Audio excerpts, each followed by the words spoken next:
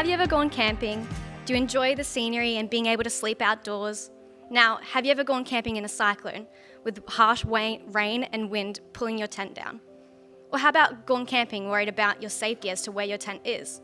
Or wondering how you're going to get your next meal? My name is Elise, I'm 19 years old and I'm studying my Bachelor of Psychology at QUT, and I'm living in the Logan area and I was homeless living in a tent. I'm here today not just with ideas, but with lived experience. I believe something very simple. Young people want to engage. We want to learn, to contribute to communities, and to build our futures. But too often, the systems around us fail to meet our most basic needs. When those basic needs are not met, education becomes incredibly difficult to access.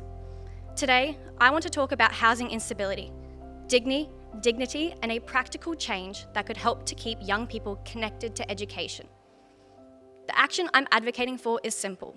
Schools should provide safe, accessible hygiene facilities for all students to access, quietly assisting those who are experiencing housing instability.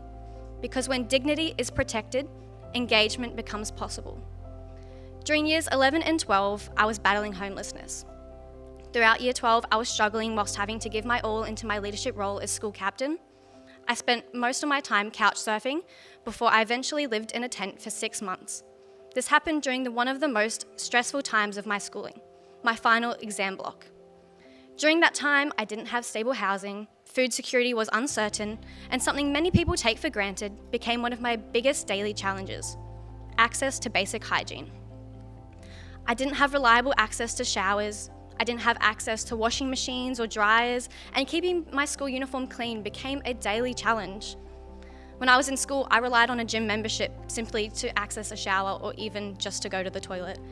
I used local laundry mats to wash and dry my school clothes, and at the time I was fortunate enough to be working 2 jobs throughout high school, which helped me to afford those things. But what about the students who cannot manage 2 jobs, or are simply too young to even get a job? Or what about the students who don't have a car to keep their belongings safe? Or what about the students under the age of 16 who cannot legally obtain a gym membership? Since graduating, I've made a conscious decision to turn my experience into action.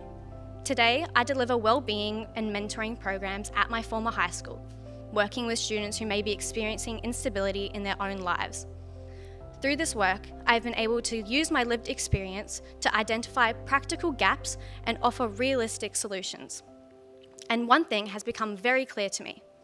When young people are meaningfully included in conversations about change, systems become stronger, because the people who have lived through the challenges often most understand the solutions most clearly. This gave me immense perspective and allowed me to truly understand the basics people have that we are simply taking for granted. I learned that young people don't disengage from education because they don't care. They disengage because their material basics are not being met. Education itself was never a barrier for me. I loved learning, I cared deeply about my future. The real barriers were simply hygiene and my dignity. Those pressures were extremely overwhelming. One of the most practical solutions is also one of the simplest. Meeting material basics changes everything. These supports allow students to attend school with dignity. They allow young people to feel safe, respected, and valued, regardless of their housing circumstances. Many schools already have breakfast clubs, which are an incredible support for students who do not have access to food. But we have to ask ourselves an important question. Why stop there?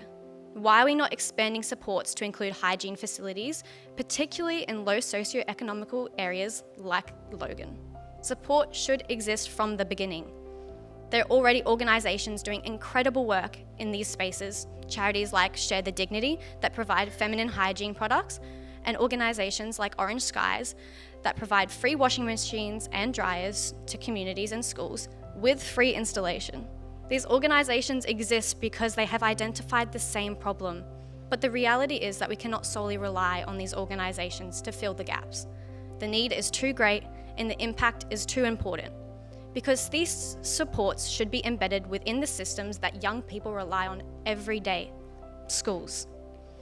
Because in communities that need support the most, we often see that they have access to the least, and that needs to change. These supports also reduce stigma and barriers in attendance, helping students remain engaged in education. during periods of instability. By meeting these fundamental needs with the school environment, schools can create a safer and more supportive space where vulnerable students are able to maintain dignity, stability, and a stronger connection to their education. But at the end of the day, it is simply a basic human need to be clean, to feel safe, to feel as if you belong. Can we really continue letting students fend for themselves? You're not able to vote until you're 18. You're not able to legally drink until you're 18. You cannot apply for a loan until you're 18. And yet there are 13-year-olds, 16-year-olds who are fighting to keep their life together on their own. How is it 2026 and there is nothing in low socioeconomic schools that are in place reducing these barriers? So, next time you think about camping, the fresh air, the freedom, the choice to pack up and go home, remember that for some people, and for people like me, there is no choice and there is no home to go back to. Thank you.